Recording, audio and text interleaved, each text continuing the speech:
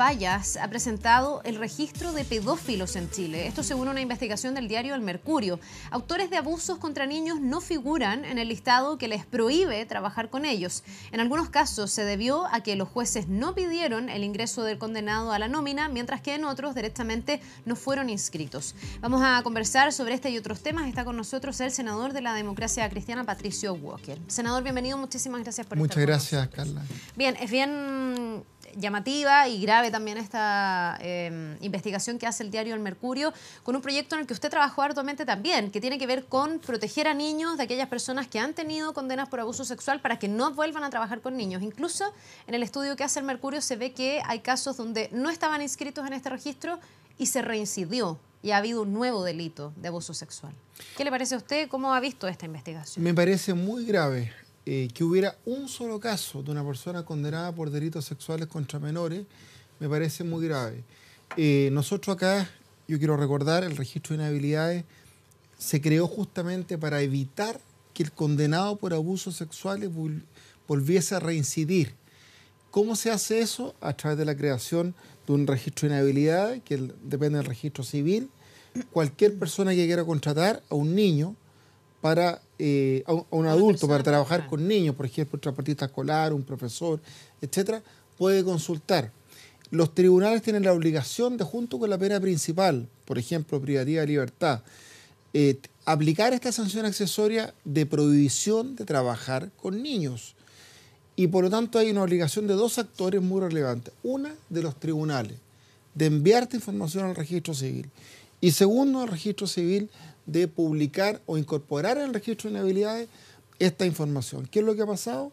Que en 5 casos los jueces no aplicaron la sanción accesoria y en 7 casos ocurrió que el registro civil no incluyó estas inhabilidades en el registro. Ahora, ¿cómo se entiende eso? ¿Eso es una omisión casual, es un error? ¿Puede ser que no se haya todavía dimensionado la importancia que tiene el que estas personas queden registradas en esta nómina? ¿Cómo lo interpreta? Como una negligencia manifiesta.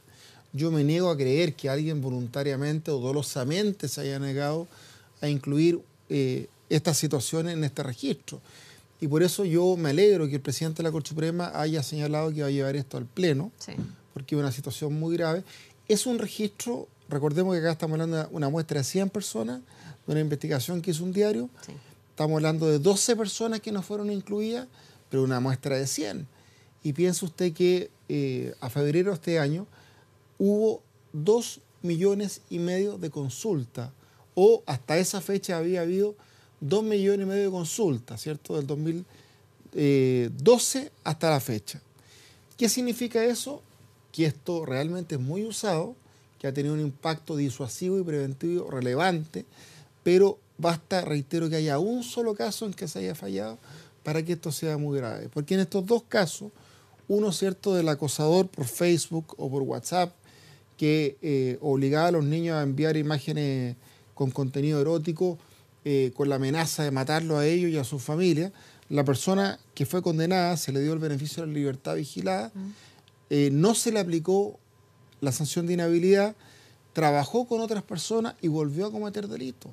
Y la otra persona que había sido condenada por abuso sexual propiamente tal, ocurrió lo mismo, el profesor de piano, ¿cierto? Sí, una niñita de 7 años. Una niñita de 7 años. Entonces, es muy grave, es muy delicado.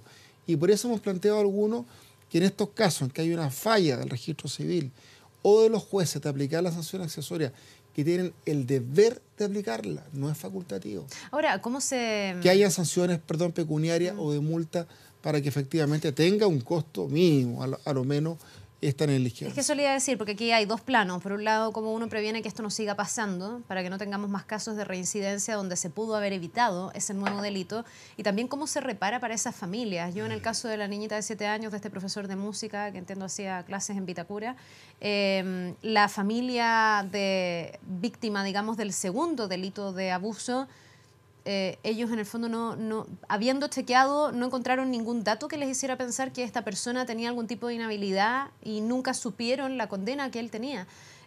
Ahí una familia te podría decir, esto no es mi responsabilidad. Primero, no se repara el abuso al segundo niño abusado, Pero ¿cómo se corrige además esta negligencia? ¿Qué se hace en los casos donde ya pasó esto y qué se hace para prevenir de aquí en adelante para que no siga ocurriendo?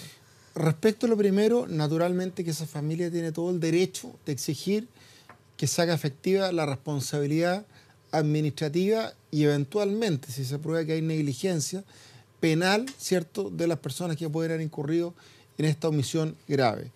Desde el punto de vista de los tribunales de justicia se pueden hacer sumarios y aplicar sanciones que pueden incluso derivar en la destitución del juez. Y en el caso del registro civil, lo mismo, se pueden hacer sumarios que pueden llegar a la destitución del funcionario público que está a cargo del registro de inhabilidades. Por lo tanto, todas esas acciones, sin perjuicio que el daño del abuso sexual obviamente no se repara, se pueden ejercer por parte de la familia y por parte de la Corte Suprema en este caso, o del registro civil o del Ministerio de Justicia. Ahora, ¿esto pone en tela de juicio si es que el registro ha sido exitoso en su objetivo? Usted me dice que ha sido muy consultado, que eso ya nos da cuenta de que entonces es una información que debe ser relevante para muchas personas a la hora de necesitar que alguien se vincule con sus hijos por distintas razones. Pero otra cosa es saber qué tan efectivo ha sido en poder advertir a las familias, a los papás que están averiguando el que efectivamente hay un potencial abusador que podría estar dentro de las opciones que uno está barajando para que esté con los niños. ¿Ha sido efectivo o aquí también va a significar revisar más en profundidad no solo la nómina y que se haya inscrito a las personas en este registro, sino también la utilidad que está teniendo? Bueno, es una muy buena pregunta, porque la verdad es que la sensación que había es que esto sí había funcionado bien. La reitero, 2,5 millones de consultas. Muchas de esas personas dejaron de contratar a esos adultos. Recordemos que en esas 2,5 millones de consultas hubo 4.000 condenas, es decir, personas que habían sido condenadas por delitos de violación, abuso sexual, producción, almacenamiento de pornografía infantil, sustracción de menores, delitos de robo con violencia o intimidación, en que las víctimas fueron menores. O sea, de los 2,5 millones de personas que la gente consultó porque querían contratar a un adulto, ¿cierto?, 4.000 tenían condena y estaban en el registro de inhabilidad. Y obviamente esas personas dejaron de contratar. O sea, el impacto ha sido contundente. Pero obviamente que una muestra de 100 casos, nos encontramos con 12 que no fueron incluidos, amerita una revisión pormenorizada por parte de los tribunales de justicia y, por cierto, el registro civil, que tiene un banner, en fin, tiene uno puede hoy día meterse al registro civil, ir a una ventanita que dice registro de inhabilidades, chequear, ¿cierto? Y lo que tenemos que chequear, si la información coincide en un 100% de las condenas a los jueces con la que está en el registro civil, y obviamente todos los casos en que los jueces aplicaron condenas por delitos sexuales contra menores y no aplicaron la sanción accesoria de prohibición de trabajar con niños, que deben aplicarla, no es facultativa. Así que yo espero que haya una revisión. Senador, ¿por qué tiene que depender de una instrucción explícita que haga el juez? ¿No se debe entender que cualquier condena por delito sexual debiese dejar a estas personas dentro del registro? No entiendo por qué hay un espacio, digamos, para que el juez, si no lo dice, alguien dude de que esa persona deba estar en el registro. Aunque el juez no lo diga, lo lógico es que esa persona quede inscrita. Lo que pasa es que en Chile, de acuerdo al artículo 76 de la Constitución, establece que la facultad de conocer, resolver, en fin, las causas criminales, civiles, es exclusiva de los jueces. O sea, tiene que explícitamente el juez decir que esta persona debe ser inscrita en el registro de inhabilidades. O sea, tiene que dictar la sanción accesoria junto con la pena principal. Por ejemplo, en un abuso sexual, que son las tocaciones indebidas en zonas íntimas con ánimo lascivo, porque no es lo mismo la tocación de un médico con un paciente que la de un tipo que es pervertido, ¿cierto? En ese caso la pena va de 3 a 10 años. Si el juez, por ejemplo, aplica 5 años, pero la persona tiene irreprochable conducta anterior, desgraciadamente hay algunos casos que los jueces le dan la libertad vigilada, que se controla con los brazaletes o tobillera electrónica. Hoy día, antes no se controlaba, la persona podía volver al jardín infantil, podía irse de la casa, hoy día la reclusión parcial y la libertad vigilada se controla por brazalete electrónico, porque es un avance. Está funcionando en un 80%. Hemos tenido problemas, ha tenido muchos problemas. Famoso brazalete. 3 años de aplicación, al principio funcionó un desastre, hoy día dice que está funcionando en un 80% y naturalmente tiene que funcionar en un 100%. Pero deben ser los jueces los que apliquen la sanción accesoria y por eso yo me alegro mucho que el presidente de la Corte Suprema haya tomado la decisión de llevar este tema al Pleno de la Corte Suprema, y yo espero que ahí, bueno, hay una revisión exhaustiva, se apliquen las sanciones que correspondan, porque la Corte Suprema tiene las facultades de supervisar todo el tema disciplinario por parte de los jueces inferiores, y en consecuencia ellos pueden aplicar sanciones. Ya, y que después el registro civil también haga el trabajo de inscribir, porque en este caso también se detectó algunas condenas donde el juez sí había dictaminado esto y finalmente la gente tampoco, el condenado, el imputado, digamos, tampoco quedó dentro de este registro de pedófilos. Son 7 casos y de una muestra de 100. Por lo tanto, uno intuye que deberán ser más de 7 casos. ¿Y eso significa que en el registro civil también debiese haber medidas de sanción para aquellos que no ejecutaron, además en este caso, una orden que había sido dada por un juez? Efectivamente, yo espero que el Ministerio de Justicia, el registro civil, tomen la misma iniciativa que está tomando el presidente de la Corte Suprema, que haya una investigación, que haya un sumario, y que naturalmente esos sumarios, si se acredita que hubo personas que fueron negligentes y que no incluyeron en el registro de inhabilidades estas sanciones accesorias, naturalmente que debiera, en mi opinión, aplicarse el máximo de la sanción, o sea, una destitución del cargo, porque la verdad es que es una situación muy grave. Bien, vamos a ver qué es lo que se hace, qué acciones se toman tanto en la justicia, en este caso por parte del presidente de la Corte Suprema, y también en el registro civil para que esto se corrija y se pueda prevenir que no se produzcan más casos de aquí en adelante. Senador, quiero llevarlo ya a arena un poquitito más política. Pero yo soy presidente de la Comisión de Infancia, no soy político. Sí, es ambas cosas, pero usted ha trabajado harto por la infancia, cosa que está muy bien. No, pero lo quiero llevar a la campaña presidencial, con estas primarias en que la nueva mayoría no ha estado presente, no lo hemos visto tampoco en la franja electoral, y quiero partir preguntándole por eso, ¿qué costo tiene para, por ejemplo, Carolina Goich, que es su candidata, el no estar hoy día en una franja electoral, el no tener el nivel de exposición que está teniendo las ideas de Chile Vamos y las ideas del Frente Amplio? ¿Fue un error estratégico de la nueva mayoría? Tiene un costo, evidentemente. El otro día mirábamos la prensa que tuvo un rating de 44% la franja electoral, algo que nadie se hubiera imaginado. Porque uno tiende a pensar que la gente ve algo político y cambia el canal. No ha sido así, ha habido mucho interés de la gente. Ahora, obviamente yo tengo la convicción que Carolina Goich, cuando aparezca en la franja electoral, es decir, en la campaña, en la recta final, hacia la primera vuelta, ¿cierto? Estamos hablando casi de noviembre ya. Estamos hablando un mes antes de la elección. Mediados de octubre. Claro. Va a tener ahí la posibilidad de que la conozcan más, porque el gran problema de Carolina Goich no es que no sea creíble, que no sea confiable, que no sea empática, que no tenga buenas ideas, porque todas esas características las cumple con creces. ¿Por qué entonces nos marca bien en las encuestas? Porque yo tengo la convicción de que ella tiene un bajo nivel de conocimiento, y lo demuestran las encuestas, un 60%. Ahora, eso es una mala noticia, porque implica que marque menos, pero es una buena noticia desde el punto de vista potencial, en el sentido que tiene un crecimiento potencial mucho mayor. Yo no sé quién dijo ayer que hubo una encuesta, no sé si era Ipsos, Criteria, no recuerdo bien, que estaría marcando 8% en la primera vuelta. Criteria, ¿no? Sí. Criteria Research. 8% en primera vuelta. Entonces, lo que es bastante más de lo que le han dado otras encuestas. Es bastante más de lo que le han dado como otras Adimar, encuestas. como CADEM, como la propia CEP, donde Carolina Goich ha estado en torno al 2-3%. Exactamente. Por eso la gran pregunta es, ¿a quién le creemos?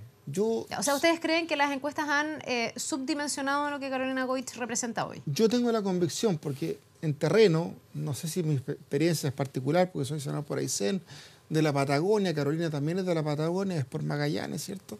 Entonces, hay una sensibilidad mucho mayor porque ella conoce nuestros temas, pero yo converso con los diputados, con los senadores que van a hacer campaña, y ella tiene una muy buena percepción. Entonces, ¿cuál es la apuesta mía, por lo menos, o de muchos de los que estamos detrás y apoyando a Carolina Goich? Primero, que es muy probable que gane Beatriz Sánchez, no es seguro, hay que contar los votos, a Mayol, ¿cierto? Si aquello ocurre, no obstante que Mayol dice que él tiene un 45% de intención de voto, pero sí, eso dijo este fin de semana. Si le creemos a la encuesta, gana Beatriz Sánchez. Beatriz Sánchez le puede quitar una cantidad de votos importante, y así lo están demostrando algunas encuestas, a Alejandro Guillé, porque los dos aparentemente están compitiendo en torno a un voto más de izquierda, y que efectivamente ahí se están disputando ese saco de votos, por decirlo de una manera metafórica. Carolina Goich va a tener probablemente a Sebastián Piñera de candidato, ¿cierto? Hay mucha gente de centro, independiente, progresista, que no se siente identificada por una candidatura más hacia la izquierda, que está sustentada por 5 partidos de izquierda, y tampoco se siente representada por una candidatura de Sebastián Piñera. Esa gente no es que no haya votado por nosotros, es que no ha ido a votar en la última elección. Ahora, yo creo que esa gente puede estar confundida respecto, primero, de lo que la DC representa en sí misma y cómo la DC se para o se inserta dentro del escenario político. Porque lo que usted dice es cierto y usted, dentro de lo que dice, apunta también a la premisa que señaló Carolina Goich la semana pasada con mucha polémica con esto de que la candidatura de Guillé se ha izquierdizado. No sé si se ha izquierdizado, pero efectivamente está más a la izquierda que la Democracia Cristiana.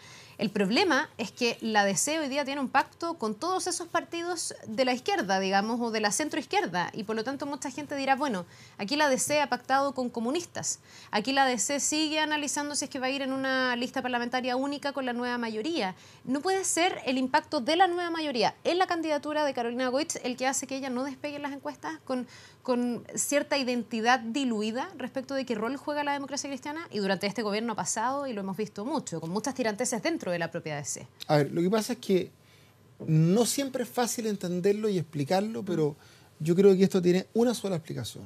Nosotros fuimos a la primaria contra, entre comillas, contra Michelle Bachelet, ¿cierto? Y Andrés Velasco, José Antonio Gómez, etcétera. Todos, entre comillas, porque no había una sorpresa, eso usted. No, pues todos sabíamos que iba a ganar Bachelet. Tan en contra no era, digamos. No era tan en contra.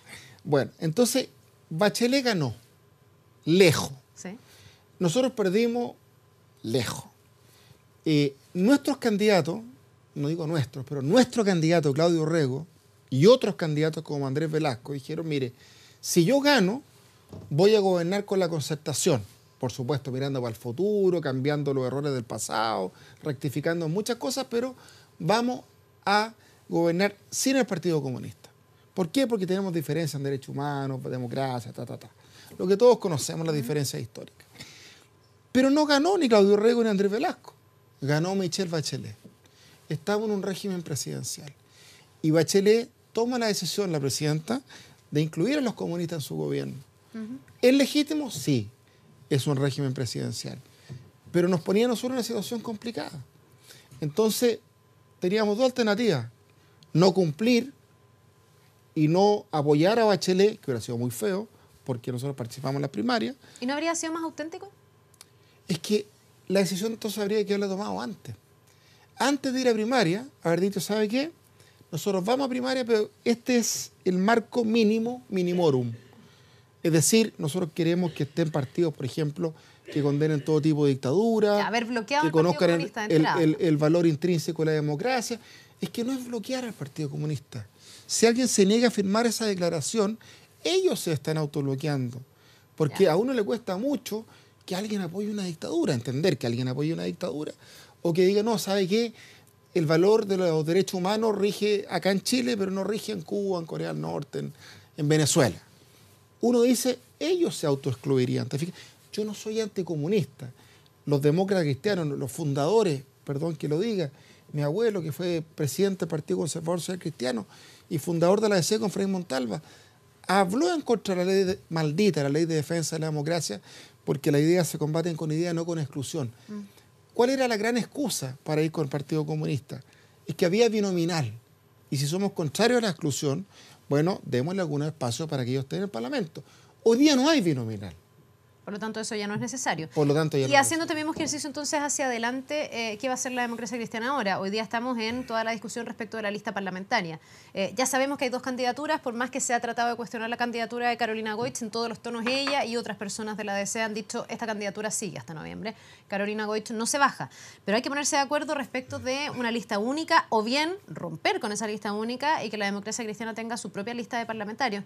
¿Qué van a hacer? ¿Esa lista única tiene espacio para pactar con los comunistas o aquí sí va a haber una condición de entrada que es para esa lista única no darle paso a los comunistas?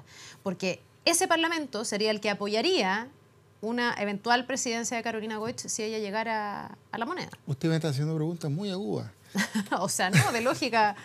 Es lo que están discutiendo todos los días hoy, senador. Mire, yo primero creo que esta discusión es un poquito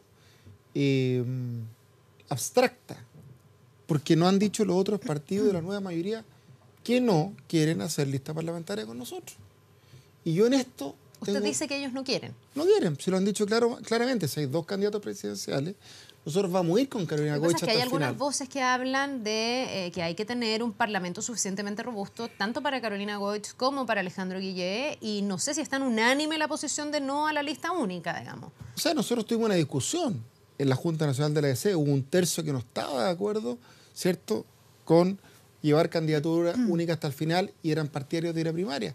Otros éramos partidarios de llegar hasta la primera vuelta. Ganó nuestra postura. Ahora, nuestros socios y amigos, en esto nos están siguiendo Alejandro Guillé, que ha dicho, por favor, aunque hayan dos candidatos presidenciales, que haya una sola lista parlamentaria. Y que lo que han dicho los presidentes de los partidos, por ningún motivo. Nosotros no vamos a ir con la democracia cristiana. Entonces, frente a esa respuesta, Carla, yo digo, pobre pero digno. O sea, yo prefiero sacar, en vez de 30 diputados, 20 diputados, 18 diputados, en vez de no sé cuántos senadores, un poquito menos, pero dignos y con identidad y con convicción. No porque queramos el camino propio. Nosotros no queremos el camino propio. Creemos que Chile necesita gobiernos de coalición. Lo que hoy día tenemos, si usted quiere, puede ser un poquito eufemístico, la explicación que han dado los que formaron la nueva mayoría, es un pacto político programático para apoyar a la presidenta Bachelet. ¿Por qué? Porque ganó la primaria, somos de palabra, nosotros perdimos y apoyamos su gobierno hasta el último día. A pesar de que muchas cosas pueden haber diferencias. Pero para el futuro, si uno quiere transformarse en una coalición política, en primer lugar, el cariño tiene que ser compartido. Porque para bailar tango se requieren dos. ¿Aquí hay cariño? No hay mucho cariño. No se ve mucho cariño. No, no se ve mucho cariño. Yo creo que hay un ninguneo a lo que fue la concertación, que no sé, pues uno escucha a algunos parlamentarios del Partido Comunista que la concertación se dedicó solamente a administrar el modelo neoliberal de la dictadura, y perdón, el PS, el PPD, los radicales, la ADC, fuimos parte de la concertación. O sea, nos están insultando, nos están comparando con el gobierno de Pinochet, y nadie dice nada, y todo se hace... Ahora, eso no lo han dicho solo los comunistas, para ser riguroso. O sea, la retroexcavadora la puso Jaime Quintana del PPD, no los comunistas. Así es, va más allá que los comunistas. Hay un diagnóstico un poco más compartido. Ahora, en el escenario que usted me dice, lo que yo leo es que finalmente esto se decantaría por dos listas distintas en términos de los parlamentarios que van a disputar los cupos en el Congreso. Me pregunto yo, en ambos escenarios, ganando Carolina Goich y perdiendo Carolina Goich, ¿qué tan complicado es eso para la democracia cristiana? Ganando Carolina Goich y poniéndonos en el supuesto de que llegara a la moneda, tal vez no tendría la fuerza parlamentaria propia, digamos, porque podrían haber quedado heridas en el camino, esquirlas, por ir por dos listas separadas. Y en el caso de perder, ¿en qué posición queda la democracia cristiana? En caso de que pase Alejandro Guillé a segunda vuelta, ahí tendrían que pactar, no sé, con todos, porque van a quedar absolutamente debilitados. A ver, yo creo primero que si gana Carolina Goich, yo me imagino, entre Sebastián Piñera y Carolina Goich, que muchos de nuestros socios van a votar por Carolina Goich, como lo han dicho, ¿cierto? Y no por Sebastián Piñera. Naturalmente que si hubiese habido un pacto programático, un pacto parlamentario, la respuesta sería mucho más fácil. Como no ocurrió aquello, naturalmente que si llegase a ocurrir el caso hipotético que Alejandro Guillé pase a segunda vuelta, ahí habrá naturalmente que ponernos de acuerdo en si tenemos o no coincidencias programáticas.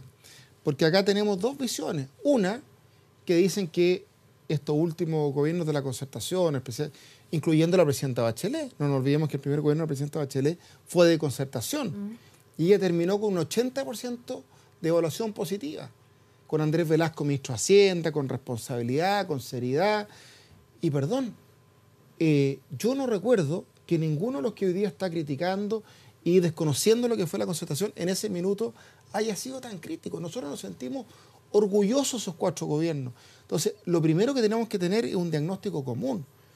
Insisto, no se trata de hablar del Partido Comunista por ser pegado, pero ellos dicen que ellos fueron oposición a la concertación.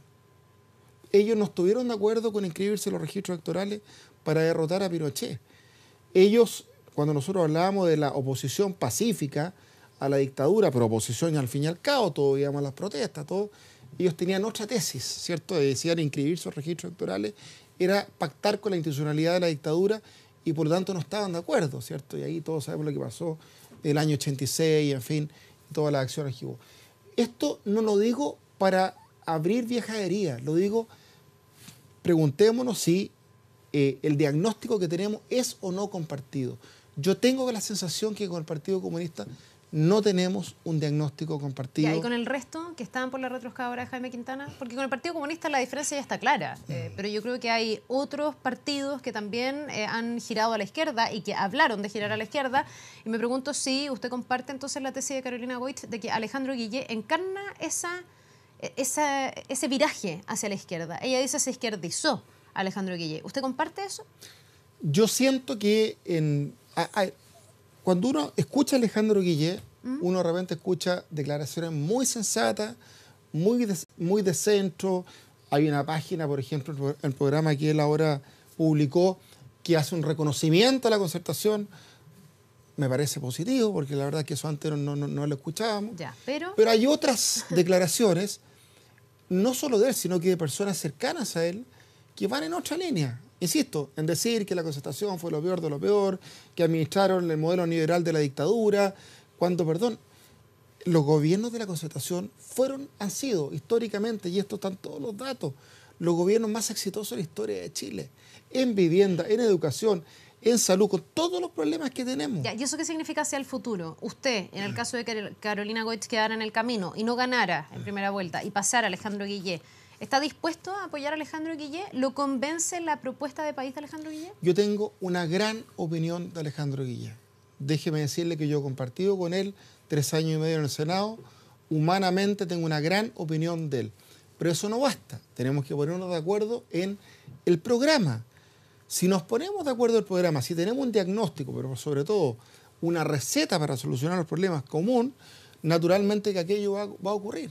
Si no tenemos un diagnóstico común, es probable que haya libertad de acción, pero nosotros queremos que haya acuerdo amplio, parlamentario, programático, y la verdad es que no hemos sido nosotros los que nos negamos a aquello, porque reitero, Alejandro Guillé ha dicho que hay un pacto parlamentario y han sido los presidentes de los partidos que lo apoyan los que le han quitado el piso. Otro ejemplo.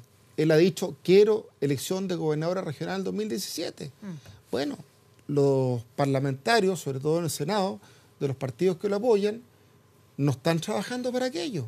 Entonces también ahí uno se pregunta qué capacidad tiene el líder para, no digo cuadrar, la palabra suena muy fea, alinear, para poder convencer, entusiasmar a sus seguidores para que efectivamente puedan gobernar. Porque ahí está el tema de la gobernabilidad, ¿cierto?, que es la capacidad, como decía Benninger, del sistema político y sus instituciones para absorber, canalizar y resolver en términos pacíficos y eficaces las demandas ciudadanas en el ámbito económico y social. Ahí me salió lo de profesor de universidad. Bien, senador, nos vamos a quedar pendientes a ver si es que se logra ese acuerdo parlamentario. Leo en sus palabras que ese acuerdo está muy difícil de ser alcanzado, pero vamos a ver si es que la palabra de Guillé eso es lo que nos dicen nuestros socios. Se impone o no. Vamos a ver. Ojalá que cambie. Gracias. Que tenga una buena jornada. Nos vemos. Vamos a algo bien preocupante todavía, porque desde el viernes hay miles de vecinos de distintas comunas que se mantienen sin energía eléctrica. Vamos a ir a Quilicura, por ejemplo, donde está Cristian Herren, para que nos cuente, Cristian, qué ha pasado. Esto no es solo no tener luz, un montón de cosas se han derivado. Por ejemplo, gente que no se ha podido calefaccionar con el tremendo frío que está haciendo durante esta mañana. ¿Cómo estás? Buenos días. ¿Qué tal, Carla? Frío que a esta hora marca 0 grados en la comuna de Quilicura, sector norte de nuestra capital, y que se suma a otros sectores de Santiago que todavía, tú lo comentabas, se mantienen desde el día viernes sin energía eléctrica. Sumamos Maipú y también la comuna de Conchalí. Esto de acuerdo a la información oficial proporcionada también por la empresa eléctrica en el distribución. Este es el pasaje Burgos, un lugar que desde el día viernes a eso de las 2, 3 de la tarde quedó completamente sin luz y durante la noche a oscuras debido a este sistema frontal que ya nos abandonó en la región metropolitana, pero que ha generado estos otros coletazos y consecuencias de la gente que no tiene energía eléctrica. Hoy día era un día importante porque el fin de semana lo pudieron soportar, pero las familias que tenían que enfrentar la ida al colegio, por ejemplo, de los hijos, también salir a trabajar sin energía eléctrica fue una situación mucho más compleja y sobre todo por las bajas temperaturas. Hoy los termómetros acá llegaron incluso a sensación térmica de menos 2 grados y muchas personas utilizan la calefacción eléctrica, utilizan también las estufas de última generación que también van enchufadas y no pudieron temperar sus hogares, y muchos de estos niños no pudieron ir al colegio hoy día porque se enfermaron producto de las bajas temperaturas. Otros que han tenido que invertir dinero, por ejemplo, ahora la imagen en vivo que les vamos a mostrar, este grupo electrógeno tiene un costo aproximado de 15 a 20 mil pesos diarios el arrendo, pero además uno tiene que dejar una garantía, 1 millón de pesos de garantía. Si se lo llegan a robar a este vecino, a este grupo electrógeno, él va a tener que pagar finalmente 1 millón de pesos. Es lo que está intentando él, es tener un poco de energía eléctrica para estos vecinos. Acá en este sector de Pasaje Burgos son cerca de 200 casas las que se encuentran sin electricidad. Tuvimos la posibilidad muy temprano de conversar este día lunes, cuando se estaban preparando los niños para ir a clase, cuando los adultos estaban preparándose para ir a trabajar. Conversamos con ellos, el cuarto día sin luz, esto nos dijeron. La verdad es que estamos bastante desesperados, tenemos serios problemas de salud algunos vecinos, estamos sin calefacción para nuestros hijos. Esto afecta a nivel global a 180 casas acá en la villa. Yo me salvo porque tengo aquí un techo, pero los demás vehículos se les va la batería. Con el frío se les va, quedan en pana. ¿Y cómo se ha calefaccionado en el hogar sin luz? Nada, cero. Lamentablemente yo tengo aire acondicionado, también tengo una estufa Toyotomi que también lamentablemente es con luz. Señora, tuvo que arrendar. ¿Cómo se consiguió esto? Mi hijo arrendó, ¿Lo tuvo que arrendar? lo tuvo que arrendar, si están sin luz del viernes. O sea, la única solución era esto. La única solución, pues si tienen el niño, tienen que darle mamadera y imagínense cómo calientan agua, cómo están para bañarse. Y ahora hace poco lo tuvo que prender y va a llegar más tarde al trabajo. ¿Tú esperas que él te responda por este gasto? Yo tengo todos los gastos, tengo a mi hijo enfermo en la clínica por los fríos, porque no puedo calefaccionar la casa. Tengo todos los gastos, se los voy a mandar. No van a responder seguramente, pero lo vamos a hacer.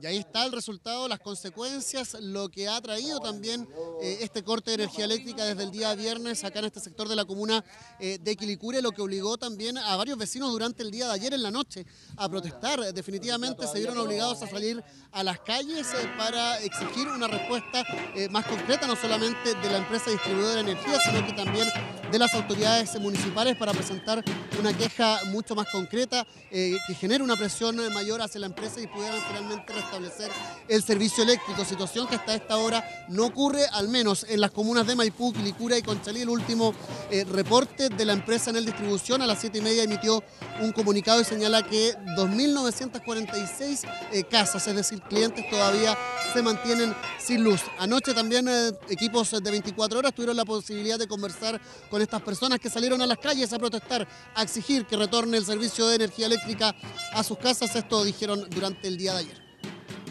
Mire, hay vecinos que han sido afectados porque son diabéticos y su insulina tiene que estar refrigerada. Por lo tanto, han tenido que ir a otras comunas a refrigerar sus medicamentos, lo que nos parece ya excesivo.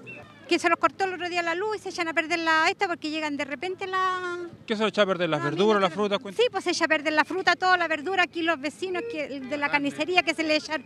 ¿Quién le repone la carne a él que se le pierde? La mercadería. ¿Quién repone eso? Bueno, las pérdidas no las teníamos estipuladas más o menos, pero son arriba de 2 millones de pesos, que ya eso se pierde porque a la gente no pudimos venderle cosas en condiciones. No se puede. Esto se vende, acá no se puede vender porquería, ¿cierto? Entonces eso se bota, es una pérdida total. Así que estamos complicados, queremos que en él venga, se haga presente y nos diga cuál va a ser la solución real que nos va a dar. ¿Por qué? Porque nosotros estamos pensando en hacer una demanda colectiva, porque pensamos que tiene que devolvernos todo lo que se nos ha echado a perder y todos los malos ratos que nos ha hecho pasar. Los costos que han tenido que asumir estos vecinos, en total 2.900 clientes que todavía, de acuerdo al informe oficial de Enel Distribución, se mantienen sin energía eléctrica. ¿Qué es lo que dice la empresa? Que han tenido que enfrentar una situación climática muy desfavorable, sobre todo por la caída de árboles sobre el tendido eléctrico. También hubo varios transformadores que explotaron producto del viento, la fuerte lluvia, y que afectó finalmente la red eléctrica. Esa es la explicación que entrega Enel a través de este último comunicado, que fue entregado a las 7:30 de esta mañana. Pero para ser honesto, hemos llegado a la zona de transformadores que alimenta este sector, al menos de la comuna de Quilicura, y no hemos visto todavía ningún equipo de emergencia de Enel trabajando en la zona para restablecer el suministro de energía eléctrica. Escuchábamos ahí a los vecinos, decían, nos tienen que